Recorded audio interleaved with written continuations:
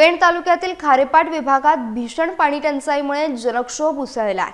प्रलंबित पाणी प्रश्नावर प्रशासनाविरोधात 18 फेब्रुवारी रोजी ऐतिहासिक धोंडबा आंदोलन करण्यात आलं। महात्मा गांधी मंदिर ते प्रांत कार्यालयापर्यंत निघालेल्या मोर्चात शेकडो नागरिक रिकामे हंडे घेऊन सहभागी झाले होते।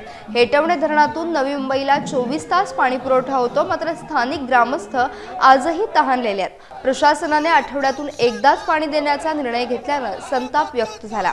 या तीव्र आंदोलनानंतर प्रशासनाला नमते घ्यावे लागले असून आता आठवड्याऐवजी दर 3 दिवसांनी पाणी पुरवठा करण्याचे लेखी आश्वासन देण्यात आले।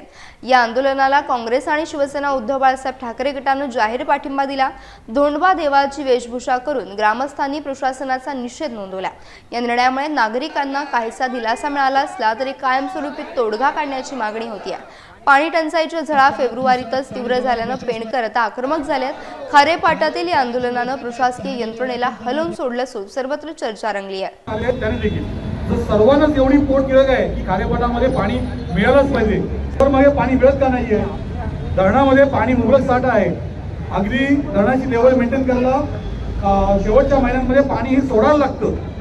मग ते पाणी जर आपल्या गोरगरिबांच्या घरामध्ये गेलं तर यांना काय अडचण असणार आहे? हा एक सर्वसामान्य प्रश्न मला एक पडलेला आहे। आणि आता जी पाणी टंचाई यांनी आपल्यावरती लादलेली आहे, मी खरंच म्हणतो लादलेली आहे, कारण मुबलक साठा असताना जर तुम्ही पाणी देऊ शकत नसाल तरी तुम्ही जाणून बुजून लादलेली पाणी टंचाई आहे। याचा नक्की हेतू काय? जी MMRD येते त्याच्यासाठी आपली गावाच्या गावा यांना खाली करायचं नाहीत ना, हा एक प्रश्न माझ्या मनात एक उद्भवतोय।